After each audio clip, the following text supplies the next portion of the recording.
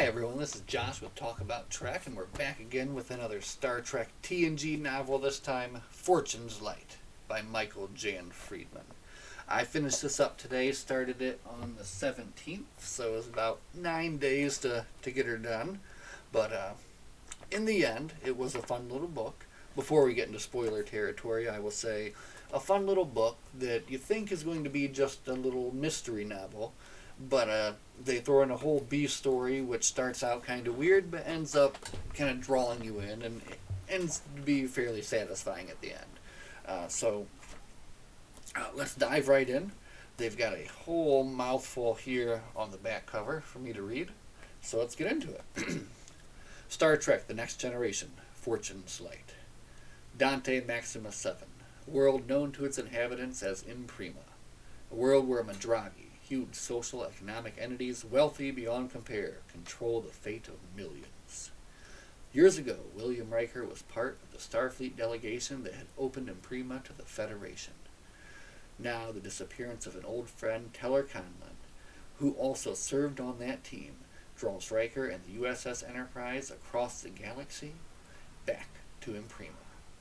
Because the jewel known as Fortune's Light, one of the Madraga Kriathis' most priceless possessions, has been stolen, and Teller Conlon stands accused of its theft. Now Riker must discover the truth behind the disappearance of both his friend and Fortune's Light. No easy task on a world where treachery and intrigue are commonplace, and where even an old friend's embrace may conceal the deadly bite of a dagger's blade. Fortune's Light. So that's the A story. What they don't tell you is there's this whole B story, which takes up, I don't know, maybe at least as much as the A story, about Data playing 9 innings of baseball on the holodeck. So you've got two completely different things here, and let's just kind of get right into it. So the story starts out with Riker programming this holodeck program, and then he's called away, and he's got a priority 1 message from Starfleet, and there is a problem on the planet Imprima, as I've read. So the Fortune's Light has been stolen, and Starfleet is calling upon Will Riker, since he is the most experienced with this planet, to come in and investigate. Now, this planet is one of those planets that's wary of outsiders, and especially during this time, they're having like a big carnival where they're planning this big merger between these two Madragis. So doing this kind of lone wolf, one-person mission, they decided is the best way to do it. So, of course, Worf finds out about this, and he's worried. He's trying to figure out how he can help Riker. But Riker says, I've got this myself. He's going it alone. So he's going to go down to the planet himself. In the meantime, Data finds this open and running holodeck program and is intrigued. He goes into it, and he puts on a uniform and decides, well, he's going to basically see where the program leads. What was Commander Riker doing? And the character that he plays is, funny enough, named Bobo. So you got Data playing Bobo and Riker playing detective on this planet. So he beams down to the planet Imprima, meets with the character Linnea, who becomes kind of like the other main character of the A story here. And she's in charge, she's his retainer, and she works for the Madragi Kriathis, one of the big ones, and is involved in this upcoming merger. So they are on the path of Teller Conlon, trying to figure out, what he was doing. She is saying basically she has proof that he was a smuggler, and he doesn't want to believe it. He's seeing his friend as someone else. But the truth is that he kind of fell out of touch with his friend over the years, and even though his friend reached out to him, with their different careers, they weren't able to talk. So he really hasn't talked to him and really doesn't know him, in all this time. So he's kind of learning more about him now, and that maybe he actually was getting into some stuff he shouldn't have been. They do, throughout the book, give you these little kind of backstories where they go into the past and give you a little scene with Teller and Riker in the past. And those always kind of paint a little bit more of a picture of their relationship, where he kind of seems to be a little bit of a troublemaker, and you can see kind of Riker's path towards Starfleet forming. So on the planet, they follow the mystery to a local bar where they get involved in a crazy Imperium trust ritual where they hang Riker by the hands over a pit with this kind of wild beast in it called an Isaac, and he nearly gets killed by it. Someone drops him in there, and that's kind of their first clue. So they're chasing this someone down an alleyway, and then of course they're going to switch back up to the ship and give you a little bit of scene, a day to play in the first inning of baseball, learning a little bit about the game. So if you don't like baseball, you're not going to like the B story here at all. But if you have an interest, it's kind of fun, and especially fun to see like Data learning about it, and Data seeing all these things, and I guess also getting this picture of how baseball went in Star Trek's future and how it eventually kind of like faded out of existence. It's talked a little bit about DS9, which is cool, but this is an interesting little B story, like I said. You do have also a little bit of a C story as well, where Wes is kind of the lower decker, is seeing the goings on and not knowing the full story, but does want to kind of figure it out, is trying to put the pieces together and figure out why Riker's down there, what's going on, and do whatever he can to help the situation. So he's trying to learn as much as he can about the planet, its culture, and all that. So that's going to come, helpful down the road there. Riker and Linnea do chase this character down the alleyway and then down through these back streets and stuff, and they do manage to catch up with him. But it turns out it's not someone who was involved in that, just someone who is helping this Conlan smuggle. So it kind of gives credence, and it proves that he was getting into some things that he shouldn't have been getting into. So the story with the mystery doesn't go really anywhere there. They're out of leads until they get a lead in the form of Norian. So Norian was someone who in the past Riker and Teller knew, who wasn't someone who was such a big deal then, but now is actually like the third in charge of Creathus, so she's kind of a big deal. And it turns out her and Teller were actually in love in the past. So dun dun dun, there's your twist in the story. So she sends them to this place called the Maze of Zundrella, where they used to meet. Her and Teller would meet in the past to canoodle, and she thinks that there's something there, some clue there to what happened to him.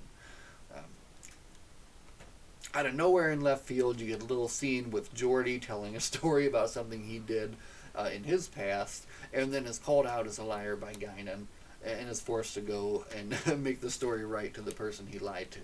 And then that goes away and is never brought up again. And I'm not sure why that was in there to begin with.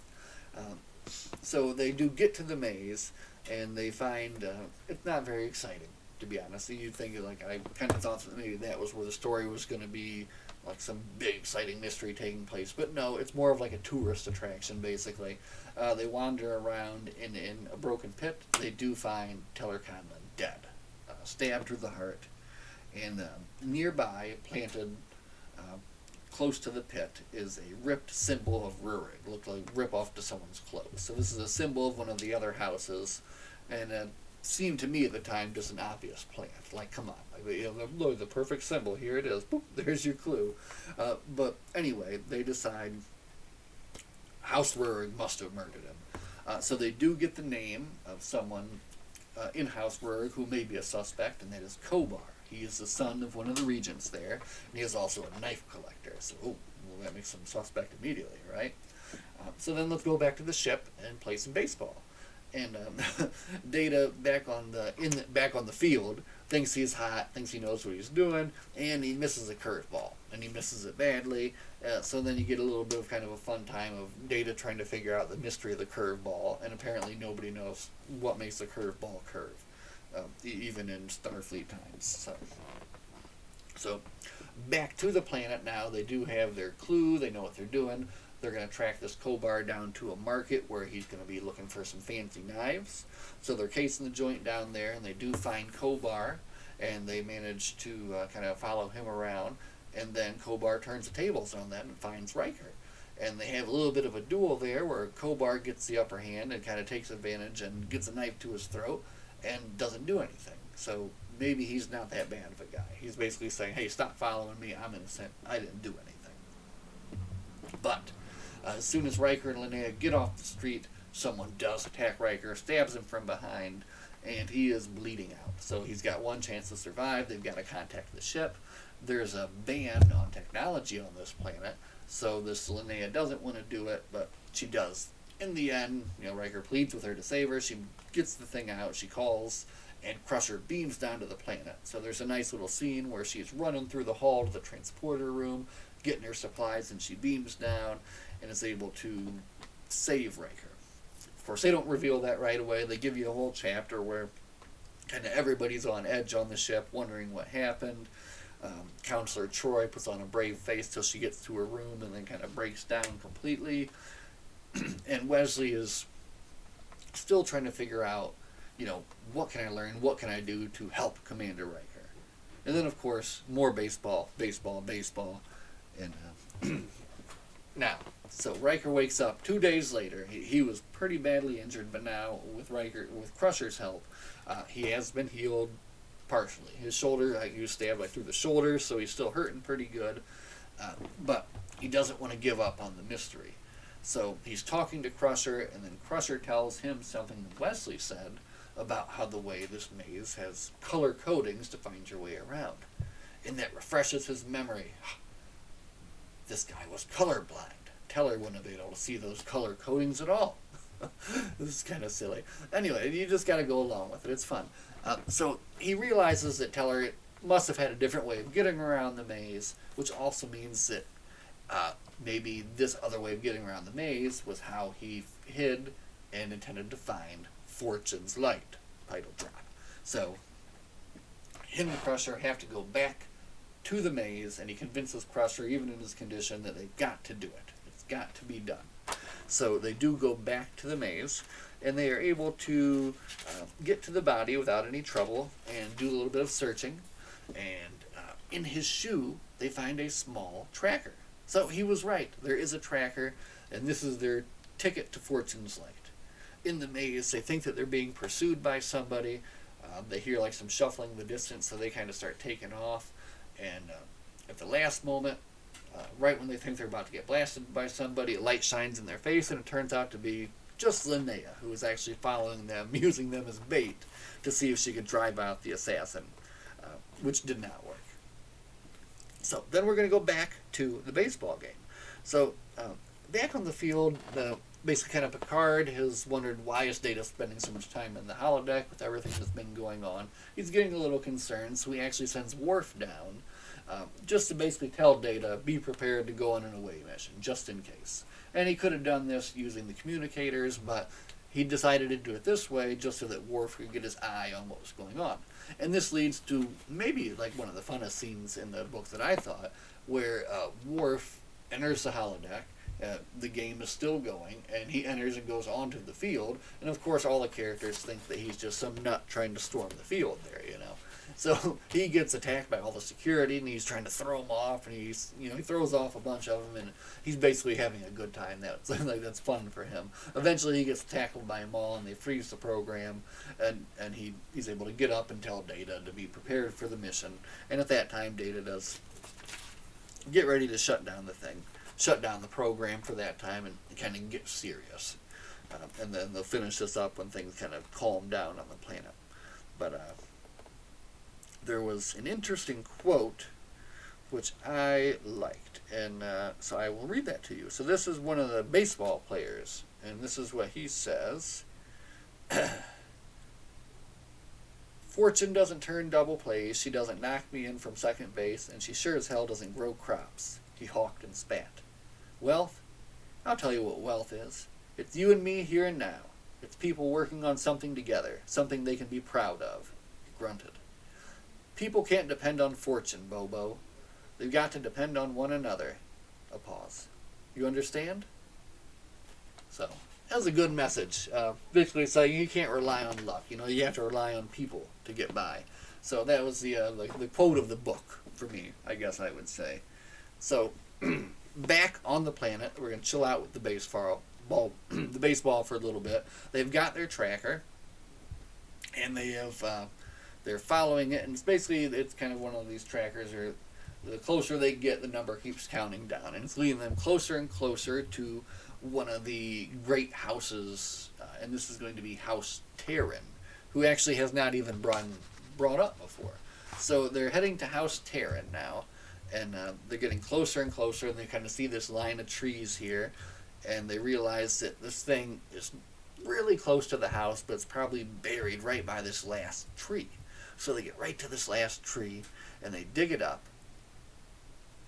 and there it is. Just that easy, they found Fortune's Light.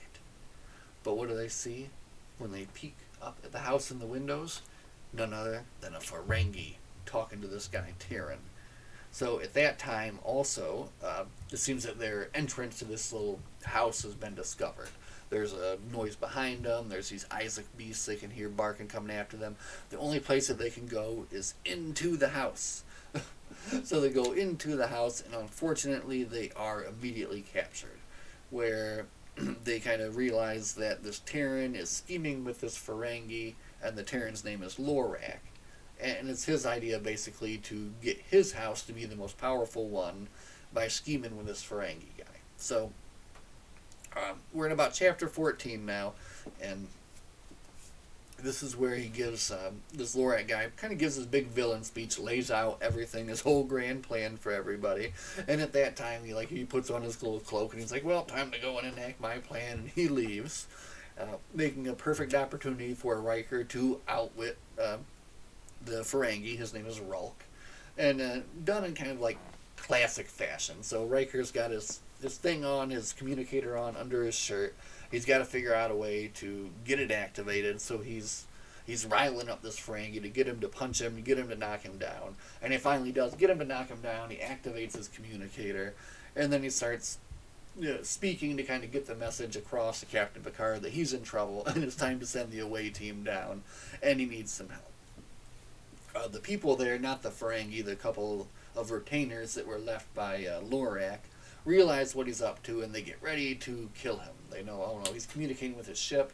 They begin to attack. Riker does what he can to avoid the blaster fire. At the last moment, Data and Worf beam down in and are able to save the day. They knock out Rulk, and they decide that they only have one chance, basically, one opportunity to stop Lorak from getting what he needs and to prove, what's happening.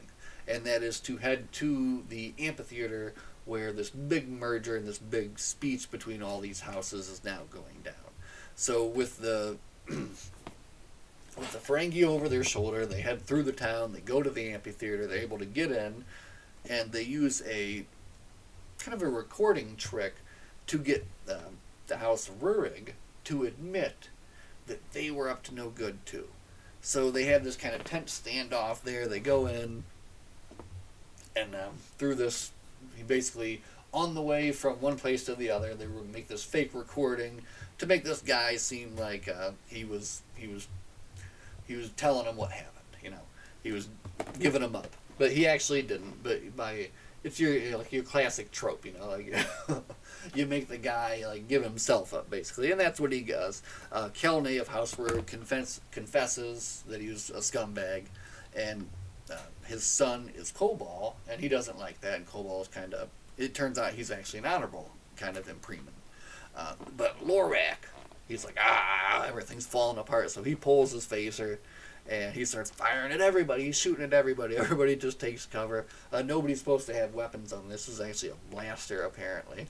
So you have this tense standoff where this Lorak is up on this pedestal with the only blaster in town, shooting down, killing everybody. He gets everybody he gets a hold of what's her name? He gets a hold of Norian. He's got her, and he says, "Everybody come out." He gets everybody to come out. But he doesn't realize that Kobal is still there. So Kobal sneaks up behind him, and they get into a little bit of a shuffle. Lorak is able to stab him with a knife and throw him down. But in the meanwhile, they've gotten their phasers out, so they make quick work of him. Worf, Data, and Riker, pew, pew, pew, blast him. He's down. He's on the ground. And that's the end of the villain.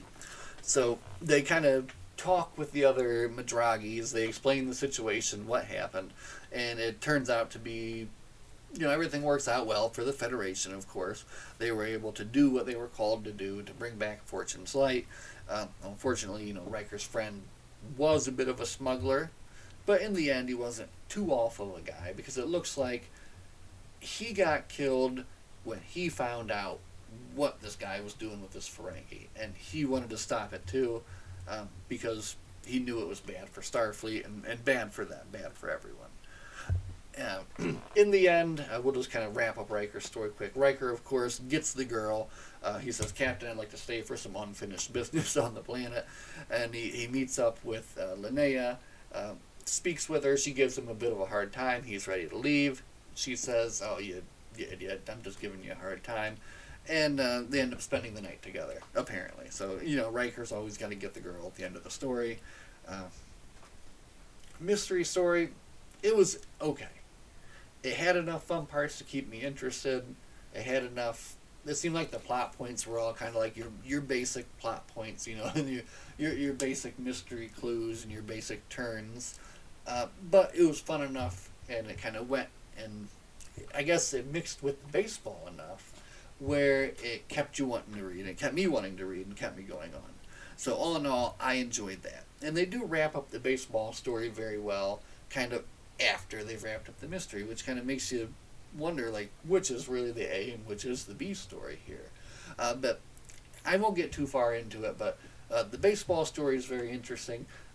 Data does end up kind of changing the history of this team in this holodeck program, with a homer in the bottom of the ninth, which is very exciting, and everyone's very excited for him.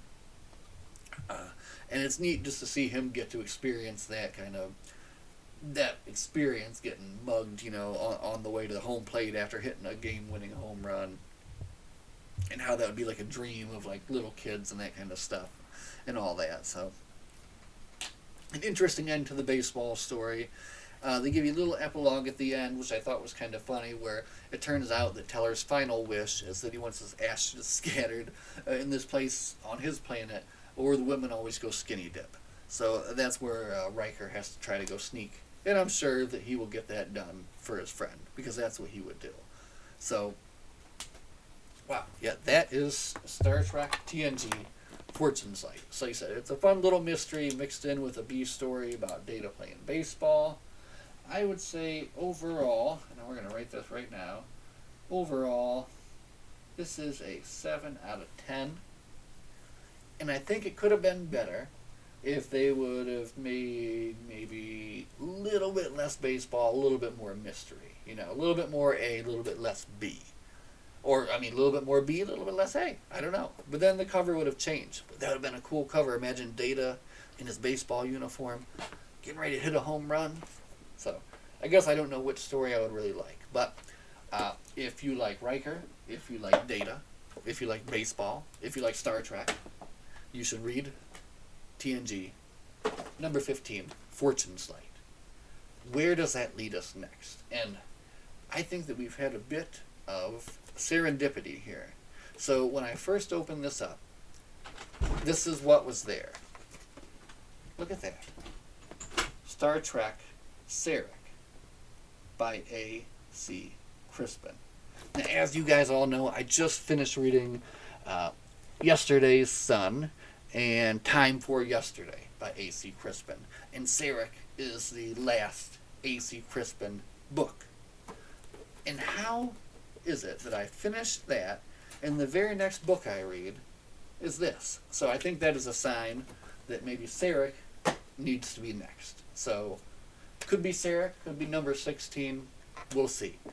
Anyway, guys, we're going to wrap that here. Thank you so much for watching. As always, live long and prosper, and we'll see you next time. Bye.